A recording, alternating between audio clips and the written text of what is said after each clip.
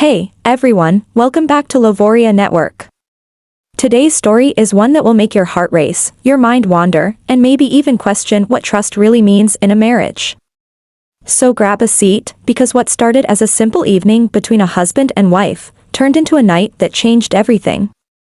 I remember that night vividly. My wife, Emily, stood near the door, her coat already on, her purse hanging from her shoulder. She looked beautiful, but distracted, almost nervous. She smiled and said, "Don't wait up tonight." It wasn't unusual for her to go out with her friends sometimes, but something in her tone that evening felt off. I gave her a faint smile and said, "Sure thing." But as she turned to leave, the words slipped out before I could stop myself. "Tell Mark I said hi." Her face froze. Her hand, halfway to the doorknob, trembled slightly. Then she turned around, her lips parting as if she was about to speak, but no words came out. For a few seconds, the silence between us was deafening. I could see her chest rising and falling faster than before. That one line, simple, calm, and intentional, had shattered the illusion she'd been living behind for months. You see, for weeks, I had felt something change. The late-night messages, the sudden work dinners, the constant laughter at her phone. I didn't want to be that suspicious husband who doubts his wife.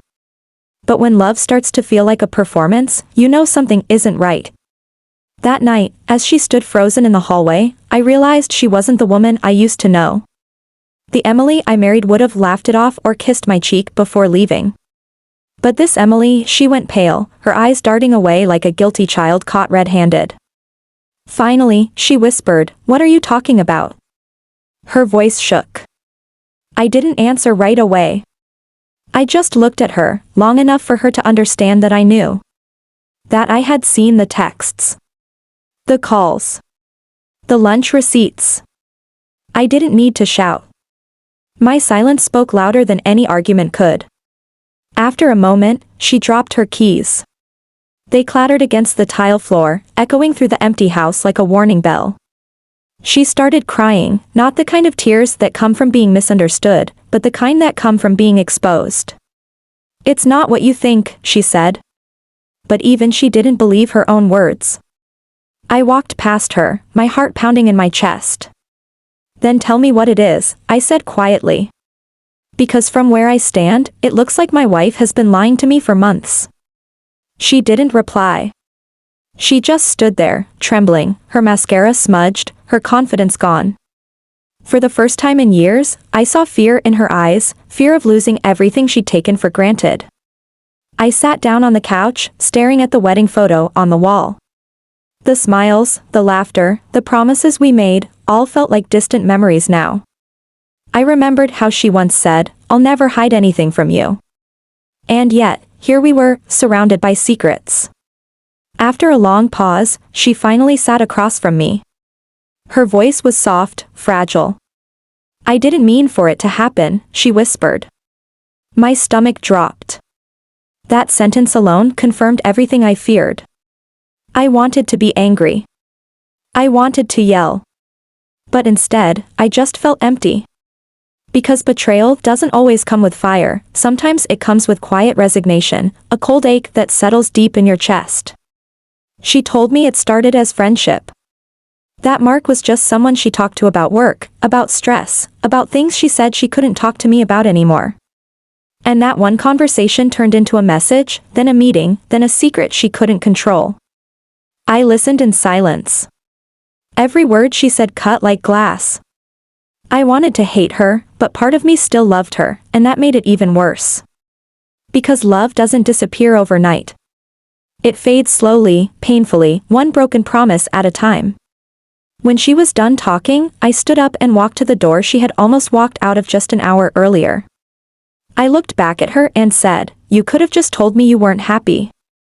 Tears streamed down her face. "I didn't want to hurt you," she said. I almost laughed at the irony. "You already did," I replied. The night went on in silence. She stayed in the guest room. I stayed awake, staring at the ceiling, wondering when exactly we stopped being us. The next morning, she made coffee like always, routine pretending to heal what was broken. But the air between us was heavy, filled with unspoken guilt and fading love. Days turned into weeks.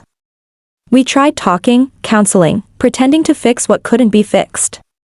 But every time I looked at her, I remembered the way she froze when I mentioned Mark's name. That image haunted me more than the truth itself. Eventually, she moved out. Not with Mark, surprisingly, but on her own. She said she needed space to figure herself out. And I needed time to remember who I was before the lies. It's been 2 years now. We don't talk anymore.